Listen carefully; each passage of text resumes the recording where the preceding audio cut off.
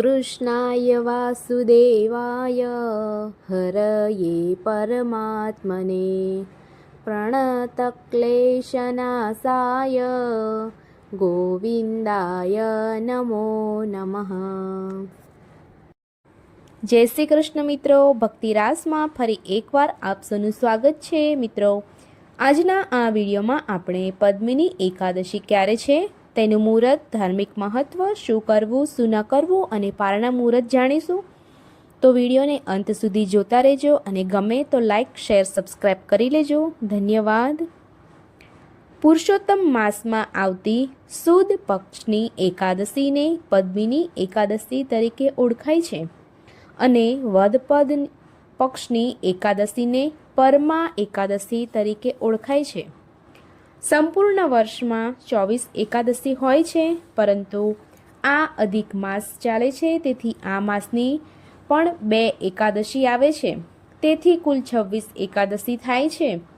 आ 2 एकादशी 3 वर्षे आवे छे, कारण के अधिक मास 3 वर्षे आवे छे, तेथी तेनी एकादशीओ पण 3 वर्षे आवे छे।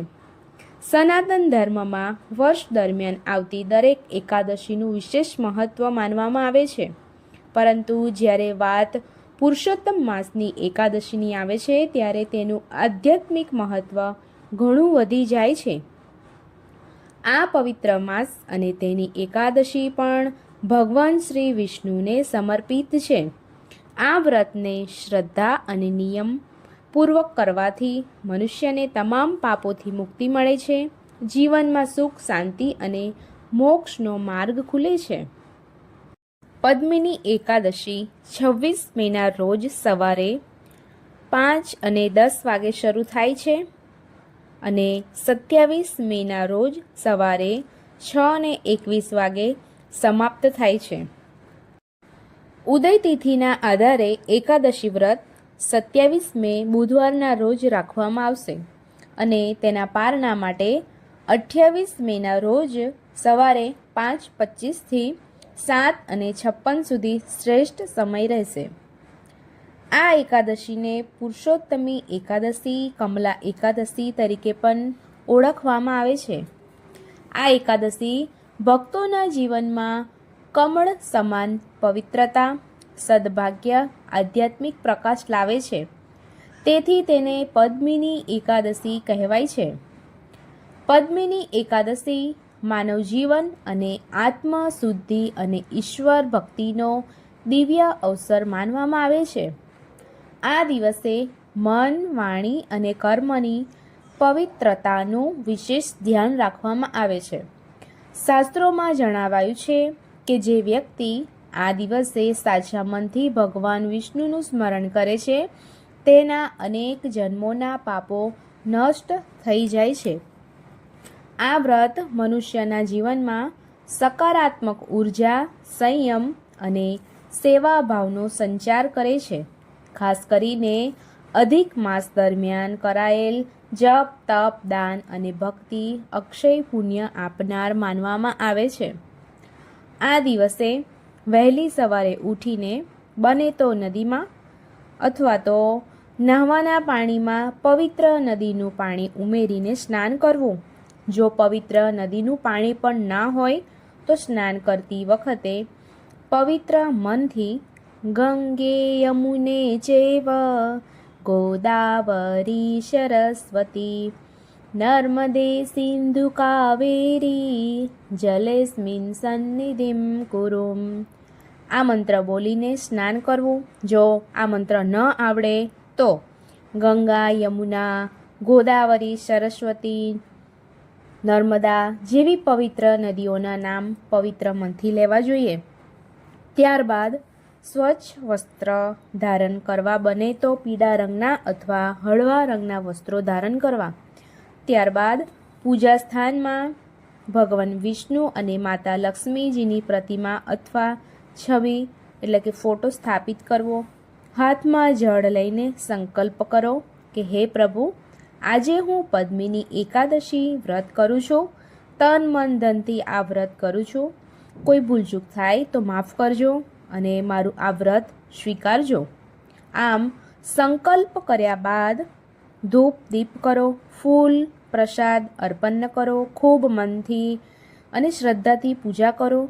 તુલસીના પાન પ્રભુને ખૂબ પ્રિય છે, તેથી તુલસીના પાન પણ અર્પણ કરો. ત્યારબાદ વિષ્ણુ સહસ્ત્રનામ, શ્રી હરિ સ્ત્રોત અથવા ઓમ નમો ભગવતે વાસુદેવાય મંત્રનો જાપ કરો. એકાદશી વ્રત કથા સાંભળો અથવા વાંચો. અંતે આરતી કરીને ભગવાન વિષ્ણુના આશીર્વાદ મેળવો. આ દિવસે આખો દિવસ ભગવાનનું સ્મરણ કરતા રહો. ખૂબ જ પવિત્ર એવી આ પદ્મિની એકાદશી પર દાન કરવાનું તો ભૂલશો જ નહીં. આ દિવસે અન્ન અને ભોજનનું દાન, ઉનાળો ચાલે છે તો પાણીનું દાન અને ઠંડા પેટમાં ઠંડક પહોંચાડે એવા ઠંડા પીણાનું દાન, ધાર્મિક ગ્રંથો અને વિદ્યાનું દાન, ફળ મીઠાઈ સાત્વિક ભોજનનું દાન, દર્દીઓ અને દિવ્યાંગજનોની મદદ કરવી જોઈએ. માન્યતા છે કે નિસ્વાર્થ ભાવથી કરાયેલું દાન ભગવાન શ્રી હરિને અત્યંત પ્રિય હોય છે અને જીવનમાં પુણ્ય, સુખ અને માનસિક શાંતિ આપે છે. આમ આ દિવસે યથાશક્તિ દાન કરવું જોઈએ. આ દિવસે શ્રી હરિનું સ્મરણ કરતા રહેવું જોઈએ. વાણીને વિનમ્ર રાખવી જોઈએ. આ દિવસે ખોટું ન બોલવું જોઈએ, ક્રોધ ન કરવો જોઈએ, કોઈને દુઃખ થાય એવી વાણીનો ઉપયોગ ન કરવો જોઈએ. આ દિવસે ચોખાનો ત્યાગ કરવો જોઈએ. આ દિવસે ચોખા ખાવામાં આવતા નથી, બને તો આ દિવસે ફળાહાર કરવો જોઈએ. ઘણા લોકો આ દિવસે ફક્ત ફળ ખાઈને ઉપવાસ કરતા હોય છે અને ઘણા લોકો ફળાહાર જેમાં એક સમય ખાવાનું હોય છે તે પ્રમાણે ફળાહાર કરીને ઉપવાસ કરતા હોય છે.